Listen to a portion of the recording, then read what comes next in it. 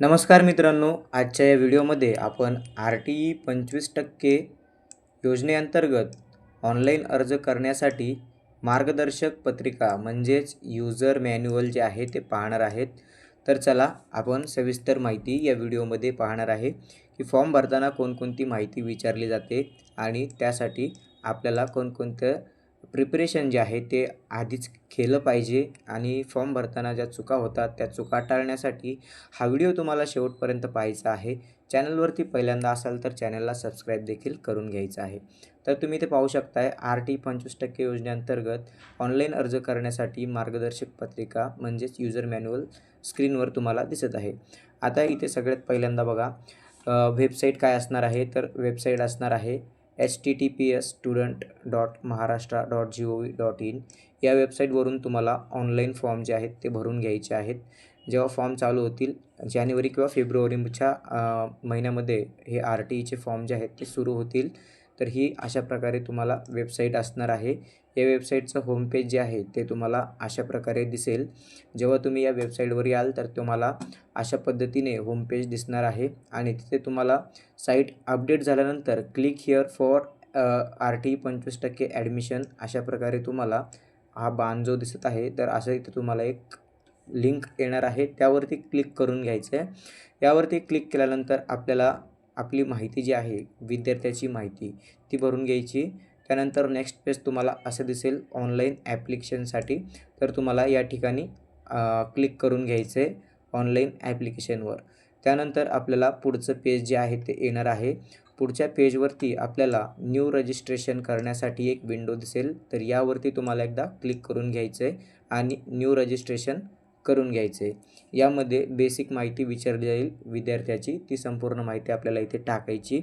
तर इथे बघा वाचून घ्या. एकदा नोंदविलेली जन्मतारीख पुन्हा बदलता येणार नाही. तर त्यामुळे जन्मतारीख टाकताना सगळ्यात महत्त्वाची काळजी आपल्याला इथे घ्यायची आहे. त्यानंतर एका बालकाचा एकापेक्षा जास्त अर्ज भरलेले आढळल्यास सर्व अर्ज रद्द होतील. जन्मतारीख अथवा मोबाईल नंबर भरताना चुकल्यास तो अर्ज डिलीट करून पुन्हा नवीन अर्ज भरावा. हे अशा प्रकारचे इंस्ट्रक्शन आपल्याला इथे दिलेले असतात. हे सर्व वाचून घ्यायचे आहेत जेणेकरून तुमचा फॉर्म चुकणार नाही आणि व्यवस्थित भरला जाईल. दिव्यांग बालकाचा अर्ज भरत असाल तर पालकांनी चाइल्ड डिसेबिलिटी या ऑप्शनवरती यस करायचं आहे. जर मूल दिव्यांग असेल तर तुम्हाला चाइल्ड डिसेबिलिटी या ऑप्शनवरती यस करून घ्यायचं आहे. त्यानंतर आपल्याला पुढचं पेज जे येतं तेच म्हणजे न्यू रजिस्ट्रेशनसाठीचं पेज. तर यामध्ये आपल्याला विद्यार्थ्याची माहिती भरावी लागते. आता विद्यार्थ्याची माहिती आपल्याला काय काय भरावं लागते हे देखील आपण ते बघूया. तर तुम्ही इथे पाहू शकता विद्यार्थ्याचं नाव, जन्मतारीख अचूक भरावी, आपला जिल्हा निवडावा आणि आपला ईमेल ID अचूक भरावा. जेणेकरून जी काही अपडेट आहे ती तुमच्या ईमेलवरती व्यवस्थितरित्या पोहोचू शकेल. त्यानंतर पुढचं पेज येतं आपल्याला जिल्हा निवडण्यासाठी. तर तुम्ही इथे पाहू शकता सगळ्यात पहिला आपल्याला जिल्हा निवडायचा आहे. तर तुम्ही कोणत्या जिल्ह्यासाठी फॉर्म भरणार आहे अशा प्रकारे तुम्हाला एक ड्रॉपडाऊन लिस्ट येईल. त्यापैकी आपला जो जिल्हा आहे, ज्या जिल्ह्यासाठी तुम्ही फॉर्म भरणार आहे तो जिल्हा इथून आपण सिलेक्ट करणार आहे. त्यानंतर विद्यार्थ्याचं लास्ट नेम, त्यानंतर फर्स्ट नेम आणि मिडल नेम म्हणजेच वडिलांचं नाव. अशा पद्धतीने आपल्याला हा फॉर्म फिल करायचा आहे. आता इथे संपूर्ण माहिती भरल्यानंतर आपल्याला इथे बर्थ डेट जी आहे ती इथे कॅल्क्युलेट होऊन आलेले दिसेल.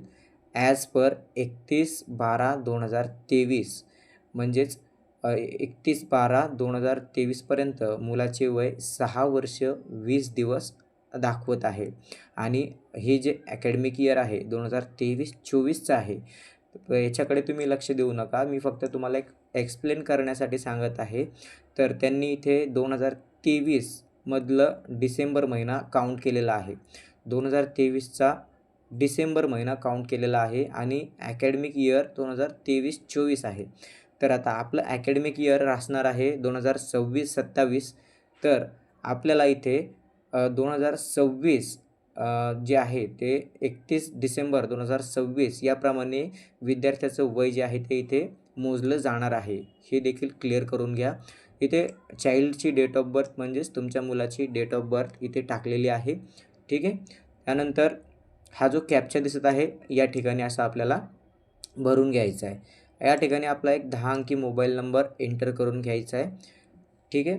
मोबाईल नंबर एंटर केल्यानंतर आपल्यासमोर पुढची स्टेप जी आहे ती आलेली दिसेल. कॅलेंडरच्या साहाय्याने तुम्हाला इथे तुम्हाला डायरेक्ट डेट ऑफ बर्थ टाकता येत नाही, त्यामुळे अशा प्रकारे कॅलेंडर जे आहे ते ओपन होणार आहे.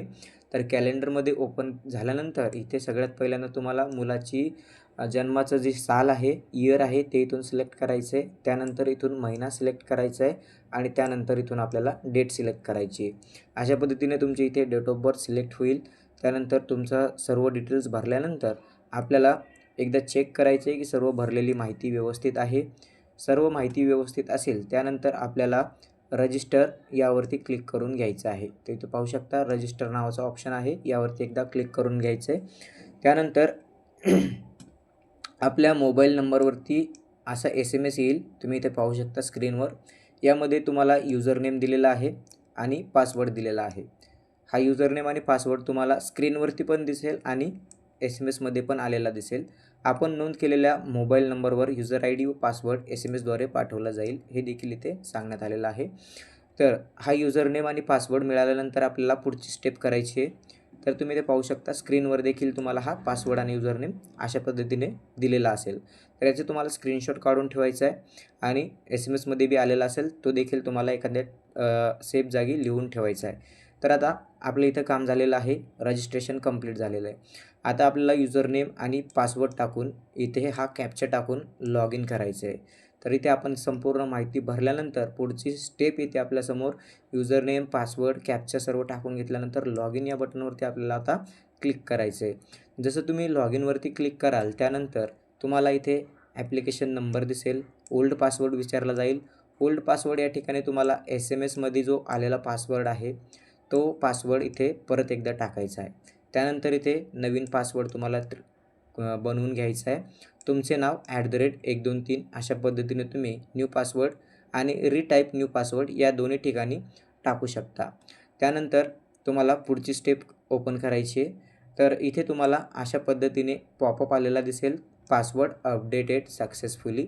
तर हे असं आल्यानंतर आपल्याला या ओके बटनवरती एकदा क्लिक करून घ्यायचं आहे. त्यानंतर आपला पासवर्ड जो आहे तो सक्सेसफुली चेंज झालेला दिसेल. त्यानंतर दिलेल्या इमेजप्रमाणे नवीन पासवर्ड तयार करावा लागणार आहे, सबमिट करायचं आहे.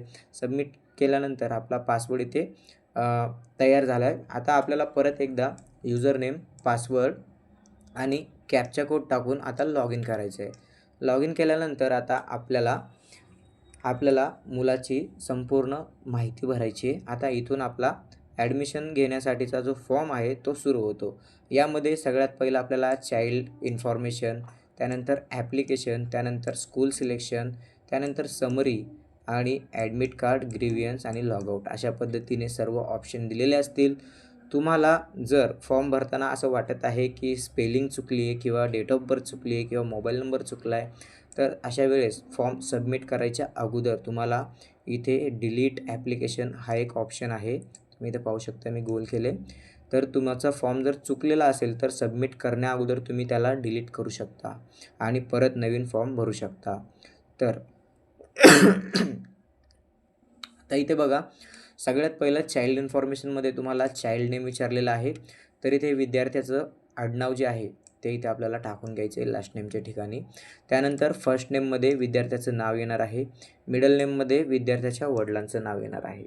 तर हे संपूर्ण तिन्ही कॉलम आपण मराठी आणि इंग्लिश दोन्हीमध्ये लिहून घ्यायचे.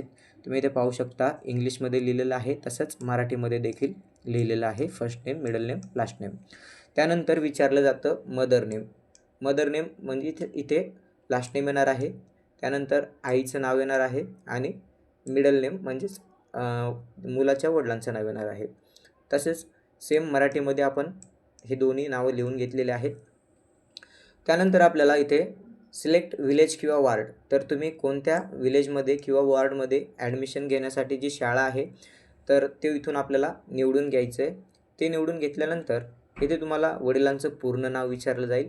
तर वडिलांचं पूर्ण नाव आपण इथे इंग्लिशमध्ये आणि मराठीमध्ये टाकून घेतलेलं आहे. त्यानंतर चाइल्ड डेट ऑफ बर्थ हे ॲटोमॅटिकली आलेलं दिसेल कारण की आपण रजिस्ट्रेशन करताना हे सिलेक्ट केलं होतं. त्यानंतर आपल्याला इथे जेंडर निवडण्यासाठी विचारेल मेल, फिमेल, तर आपण इथून जेंडर सिलेक्ट करून घ्यायचं आहे. आणि इथे डेट ऑफ बर्थ आपण सिलेक्ट केल्यानंतर तर इथे तुम्हाला तुमचं वय जे आहे विद्यार्थ्याचं ते इथे ऑटोमॅटिक आलेलं दिसणार आहे. तर अशा पद्धतीने आपल्याला ही सर्व माहिती भरायची आहे. यामध्ये फॉर्म भरताना अचूक जिल्हा निवडायचा आहे, तालुका किंवा गाव जे आहे ते अचूक निवडायचं आहे. इथे चूक होऊ देऊ नका. त्यानंतर आपल्याला सर्व माहिती भरल्यानंतर आपल्याला अशा पद्धतीने इथे आपल्या राहण्याचा पूर्ण पत्ता लिहून त्यानंतर सेव्ह करायचं आहे आणि सेव्ह झाल्यानंतर एडिट गुगल ॲड्रेस या टॅबवरती क्लिक करून आपल्या घरचं जे ठिकाण आहे त्या घरच्या ठिकाणाचं आपल्याला बलूनद्वारे सेट करायचं आहे. तुम्ही इथे पाहू शकता वरील दिलेल्या सर्व टॅबमध्ये संपूर्ण माहिती भरून घ्यायची आहे. जिथे जिथे असे लाल कलरचे स्टार मार्क दिलेले आहेत तर ही सर्व स्टार जिथे आहेत तर सर्व माहिती इथे भरणं कंपल्सरी आहे. तर सर्व माहिती भरल्यानंतर इथे आपल्याला सेव्ह नावाचं एक बटन दिसेल, यावरती आपल्याला एकदा क्लिक करून घ्यायचं आहे. सेव्ह बटनवरती जसं तुम्ही क्लिक कराल त्यानंतर आपल्याला सर्व माहिती भरली की असं आपल्याला एक इथे गुगल लोकेशन सिलेक्ट करण्यासाठीचा ऑप्शन आलेला दिसेल. तुम्ही इथे पाहू शकता सेव्ह एडिट गुगल ॲड्रेस यावरती तुम्हाला एकदा क्लिक करायचं आहे. यावरती तुम्ही क्लिक केल्यानंतर तुमचं गुगल मॅप जे आहे ते इथे ओपन होईल. अशा पद्धतीने तुमचा मॅप जो आहे तो दिसणार आहे स्क्रीनवरती. आता तुमचं घर शाळेपासून तुमचं घर म्हणजे तुम्ही जिथे राहायला आहेत, ज्या ठिकाणी तुम्ही राहताय, रेंटने असाल किंवा स्वतःचं घर असेल तर तुमचं घर ज्या ठिकाणी आहे, उदाहरणार्थ तुमचं घर जे आहे ते या ठिकाणी आहे. तर हा जो रेड कलरचा बलून आहे तर याला तुम्हाला इकडे जर असेल हा बलून तर याला इथने ओढून इथे आणून ठेवायचं आहे, म्हणजेच तुमच्या घराच्या लोकेशनवरती आणून ठेवायचं आहे. आता हा जो रेड कलरचा बलून आहे हा बदलण्यासाठी तुमच्याकडे 5 वेळा चान्स असतात. तर तुम्ही जास्तीत जास्त याला 5 वेळा बदलू शकता. त्यामुळे इथे काळजी घ्यायची आहे. हा रेड कलरचा बलून जो आहे तो तुमच्या घरावर नेऊन ठेवताना तुम्हाला 5 वेळेस चान्स दिला जातो. तुम्ही ते वाचू शकता. दिलेल्या छायाचित्रानुसार गुगल मॅपमध्ये लाल बलून अधिक ठिकाणी अचूक ठिकाणी सेव्ह करावा. त्यानंतर सेव्ह अँड क्लोज या बटनवर क्लिक करावे. तर अशा पद्धतीने तुम्हाला हे सर्व माहिती भरून घ्यायची आहे. एकदा तुम्ही तो बलून सेट केल्यानंतर तुम्हाला इथे अशा प्रकारचा एक पॉपअप आलेला दिसेल, please check Google address wrong data received. तर तुम्हाला चेक करायचं आहे तुमचा डाटा बरोबर आहे का, म्हणजे तुम्ही सेट केलेलं बरोबर आहे का. सर्व ओके असेल तर इथे तुम्हाला ओकेवरती क्लिक करायचं आहे. ओके बटनवरती क्लिक करा असं सांगितलं जाईल. ओके केल्यानंतर तुमच्यासमोर अशा पद्धतीने एक लॅटिट्यूड आणि लॉंगिट्यूड आलेला दिसेल, म्हणजेच तुमचं घराचं लोकेशन जे आहे ते इथे ॲक्युरेटली घेतलेलं आहे. त्यानंतर आपल्याला जर तुम्हाला वाटतंय की ते चुकलेलं आहे, if you want to change location, तर तुम्हाला परत एकदा इथे क्लिक करायचं आहे आणि इथे क्लिक करून तुम्ही तो बलून जो आहे तो परत एकदा चेंज करू शकता. असे तुम्हाला 5 चान्स दिले जातात, त्यानंतर तुम्हाला चान्स दिला जात नाही. त्यानंतर आता इथे एक प्रश्न विचारलेला आहे, यापूर्वी RTE 25% अंतर्गत प्रवेश घेतला आहे काय. यापूर्वी तुमचा जर RTEमध्ये प्रवेश झाला असेल तर तुम्ही इथे यस करू शकता, पण यस केल्यावर तुमचं ॲडमिशन जे आहे ते परत होणार नाही. तर इथे आपल्याला नोवरती राहू द्यायचं आहे आणि सेव्ह बटनवर क्लिक करून घ्यायचं आहे. एवढं केल्यानंतर सेव्ह केलेला ॲड्रेस बदलण्यासाठी जर तुम्हाला सेव्ह केलेला ॲड्रेस बदलायचा असेल तर सेव्ह केलेला ॲड्रेस बदलण्यासाठी खालील सूचना आहेत. खाली दिलेले गुगल लोकेशन जर चुकीचे असल्यास रिसेटवर क्लिक करावे. हा फॉर्म पुन्हा नवीन ॲड्रेस सेट करण्यासाठी सुविधा फक्त 5 वेळा उपलब्ध असेल. तुमचा जर गुगल लोकेशन जर चुकलं असेल तर तुम्ही इथे पाहू शकता, इथे एक ऑप्शन आहे रिसेटसाठी. तुम्ही रिसेट करू शकता आणि इथे पाहू शकता 5 पैकी 3 वेळा आपण यूज केलेला आहे, अजून 2 वेळा करता येईल, त्यानंतर यूज करता येणार नाही.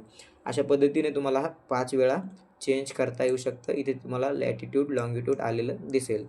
ठीक आहे. अशा पद्धतीने तुम्हाला हे तुमचा गुगलचा ॲड्रेस जो आहे तो अशा पद्धतीने सेट करून घ्यायचा आहे. फक्त 5 चान्स अवेलेबल आहेत तुमच्याकडे गुगल लोकेशन चेंज करण्यासाठी. त्यानंतर सर्व माहिती भरल्यानंतर सेव्ह या बटनवरती क्लिक करायला सांगितलेलं आहे. तर आपण हे सेव्ह बटन आहे यावरती क्लिक करणार आहे. यावरती क्लिक केल्यानंतर आपल्यासमोर पुढचा पॉईंट जो आहे तो म्हणजेच ॲप्लिकेशन फॉर्म तो आता आपल्यासमोर ओपन झालेला दिसेल. तर या ठिकाणी आपल्याला सगळ्यात पहिलं जे आहे ते इथे आपल्याला स्टँडर्ड निवडायचं आहे. स्टँडर्ड म्हणजेच काय की ज्युनियर KG, सीनियर KG किंवा इयत्ता पहिली. तर मुलाचं जे काही वय असेल त्याच्यानुसार इथे आपल्याला स्टँडर्ड ॲटोमॅटिकली डिस्प्ले होतील. तर इथे तुम्हाला तुमची ड्रॉपडाऊन मेनूवरती यावरती दाबून आपल्याला अचूक इयत्ता निवडायची आहे. त्यानंतर सिलेक्ट रिलिजन, तर इथे तुमचा धर्म जो आहे तो निवडायचा आहे. त्यानंतर तुमची जी काही कॅटेगरी आहे ती कॅटेगरी इथे निवडायची आहे. पुढे तुम्हाला मी दाखवणारच आहे कसं काय ते. तर तुम्ही इथे पाहू शकता स्टँडर्ड वगैरे सर्व ही माहिती जी आहे ते आपण इथे निवडून घेतलेली आहे. तर इथे आपण स्टँडर्ड निवडणार, त्यानंतर रिलिजन म्हणजेच धर्म निवडणार. धर्म निवडल्यानंतर कॅटेगरी जी SC, ST, OBC जे काय असेल ते ओपन ते तुम्ही इथून सिलेक्ट करणार.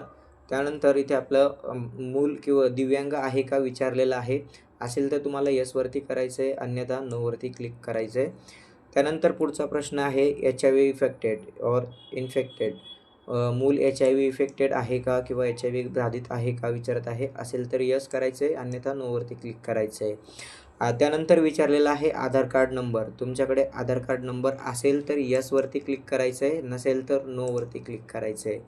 त्यानंतर जर तुम्ही ओपनमध्ये असाल, इथे कास्ट कॅटेगरी जर तुम्ही ओपन सिलेक्ट केली तर तुमच्याकडे इथे उत्पन्नाचा दाखला असणं गरजेचं आहे. इथे तुम्हाला इन्कम सर्टिफिकेट द्यावं लागणार आहे आणि तुमचं ॲन्युअल इन्कम किती आहे ते इथे तुम्हाला टाकायचं आहे. तर इथे तुम्हाला 1,00,000च्या आतमध्ये हे जे उत्पन्नाचा दाखला जो आहे तो 1,00,000च्या आतमध्ये लागणार आहे. तो तुमचं उत्पन्नाचा दाखला 1,00,000च्या आतमधलं असणं गरजेचं आहे. त्यानंतर तुमचा मोबाईल नंबर इथे टाकायचा आहे. पॅरेंटचा ईमेल ID टाकायचा आहे आणि त्यानंतर आपल्याला खाली विचारलेलं आहे please select document you propose for admission. म्हणजेच ॲडमिशनच्या वेळेस तुम्ही कोणकोणते डॉक्युमेंट देणार आहात. तर ॲड्रेस प्रूफ सगळ्यात महत्त्वाचं आहे, ते लागणार आहे. तर इथे आपण ॲड्रेस प्रूफला यस करणार आहे. बर्थ सर्टिफिकेट यावरती यस करायचं आहे. इन्कम सर्टिफिकेट यावरती यस करायचं आहे. जर मूल दिव्यांग असेल, हँडिकॅप असेल तर तुमचा हा ऑप्शन इथे एनेबल असेल आणि यावरती तुम्हाला यस आलेलं दिसेल. जर तुम्ही रिझर्वेशनमध्ये येत असाल तर तुमचं इथे कास्ट सर्टिफिकेट हे ऑप्शन एनेबल असेल आणि यावरती यस टिक असेल. त्यानंतर मूल जर HIV बाधित असेल तर इथे मेडिकल सर्टिफिकेट लागेल आणि इथे तुमचं हे यसवरती क्लिक असेल. त्यानंतर कोविडमुळे जर एखाद्या पालकाचा मृत्यू झाला असेल आणि त्याचं डेथ सर्टिफिकेट असेल तर हा ऑप्शन तुमचा एनेबल झालेला असेल आणि हे सर्टिफिकेट तुम्हाला ॲडमिशनच्या वेळेस द्यावं लागेल. तर या पद्धतीने इथे तुम्हाला हे चेकमार्क करून घ्यायचे आहेत आणि त्यानंतर सेव्ह बटनवरती क्लिक करायचं आहे. एवढं केल्यानंतर तुम्ही इथे पाहू शकता जी मी माहिती तुम्हाला मगाशी वरती सांगितली त्याचप्रमाणे इथे ही माहिती परत एकदा सांगण्यात आलेली आहे. इथे बघू शकता दिव्यांग जर असाल, मूल जर दिव्यांग असेल तर ते कशामध्ये दिव्यांग आहे. ब्लाइंडनेस म्हणजेच अंध आहे का, लो विजन म्हणजे अंशतः किंवा पूर्णतः अंध आहे का, कुष्ठरोग निवारित आहे का, कर्णबधिर आहे का.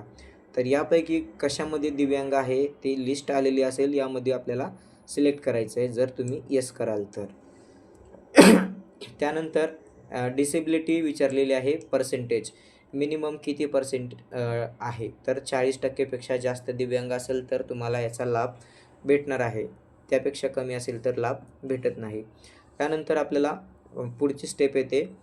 तर हे जे मी तुम्हाला अगोदर सांगितलं तेच सर्व ऑप्शन आहेत. HIV इफेक्टेड आहे का, यस किंवा नो सिलेक्ट करायचं आहे. तर त्यानंतर पुढे आधार नंबर विचारला आहे. यस केलं तर तुम्हाला इथे आधार नंबर टाकावा लागेल आणि त्यानंतर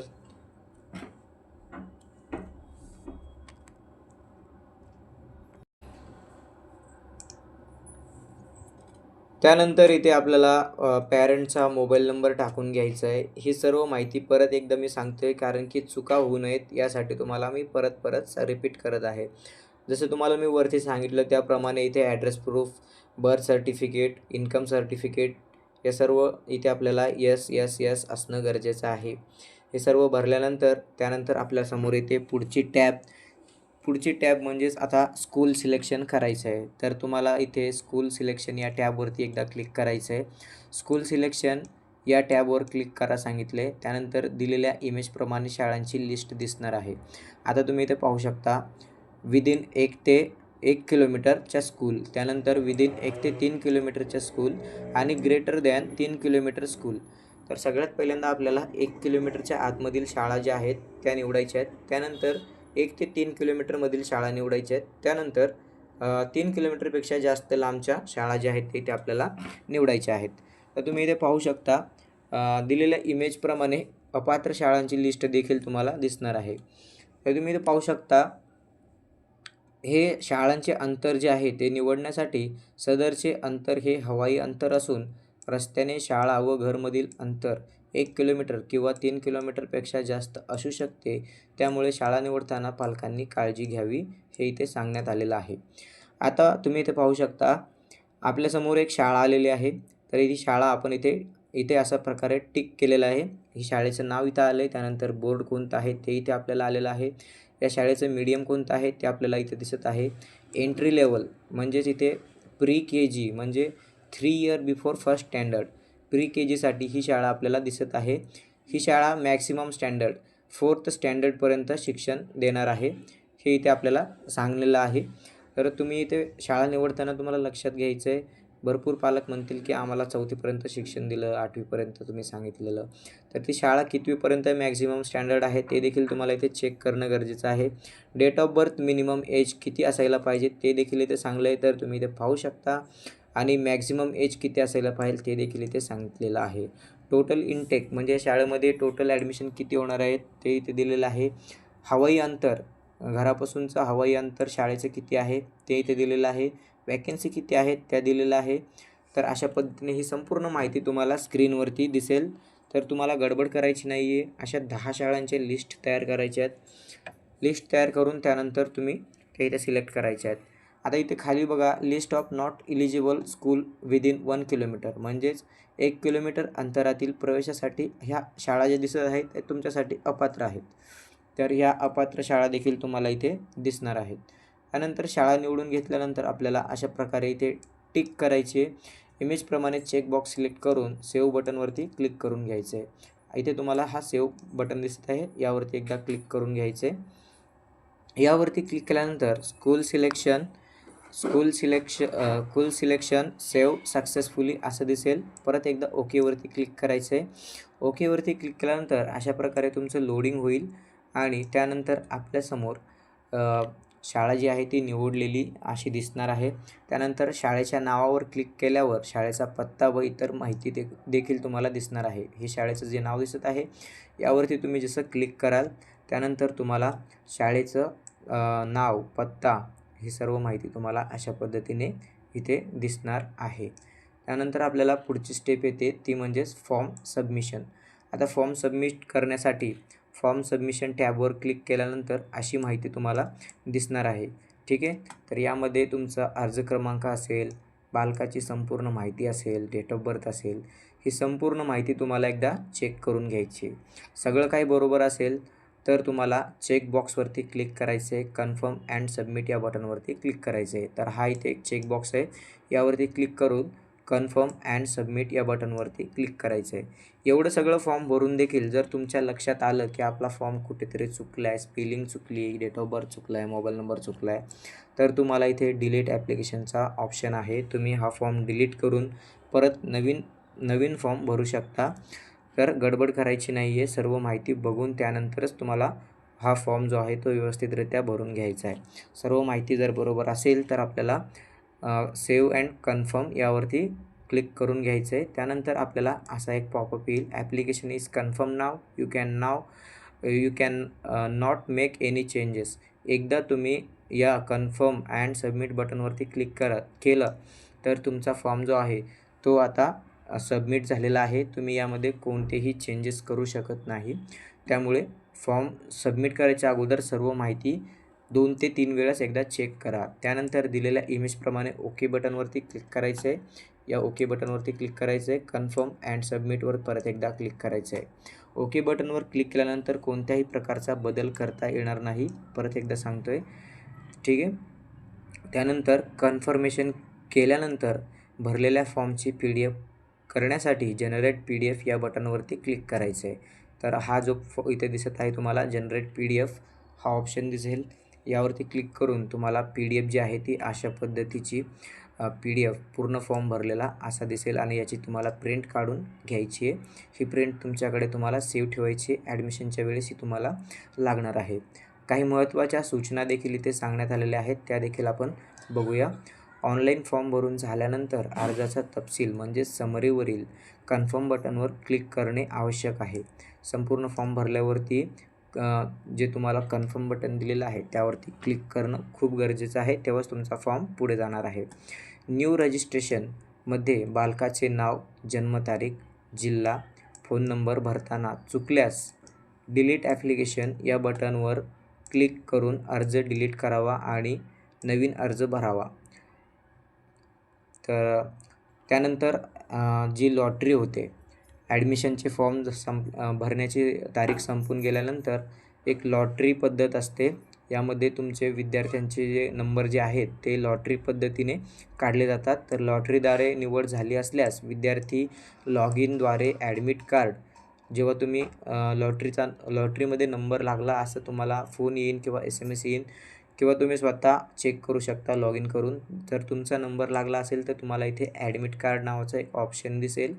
यावरती क्लिक केल्यानंतर तुम्हाला ॲडमिट कार्ड डाउनलोड करण्यासाठी ऑप्शन आलेला दिसेल. तर हे ॲडमिट कार्ड तुम्हाला डाउनलोड करायचं आहे आणि त्याची एक प्रत घेऊन आणि मूळ कागदपत्रांच्या झेरॉक्स प्रती घेऊन जे तुम्हाला ॲड्रेस दिलेला आहे त्या ॲडमिट कार्डवरती, त्या ॲड्रेसवरती जाऊन तुम्हाला तुमचे डॉक्युमेंट जे आहेत ते व्हेरीफाय करावे लागतात. ॲडमिट कार्ड अशा प्रकारे असतं, तुम्ही पाहू शकता. हा ॲडमिट कार्डचा नमुना आहे. यावरती शिक्षणाधिकारी यांची सही देखील असते. तर हे जे आहे हे आहे ॲडमिट कार्ड. तर अशा पद्धतीने हे ॲडमिट कार्ड असतं. त्यानंतर जर तुम्हाला काही शंका असतील, पालकांना प्रवेशाबाबत काही तक्रारी असतील किंवा शाळा प्रतिसाद देत नसतील, तर तुम्हाला इथे एक ग्रीव्हन्सचा ऑप्शन दिलेला आहे. यावरती क्लिक करून तुम्ही ऑनलाईन तक्रार देखील नोंदवू शकता. तर धन्यवाद मित्रांनो. माहिती आवडली असेल तर इतरांसोबत नक्की शेअर करा आणि आपले चॅनल नक्की सबस्क्राईब करायला विसरू नका.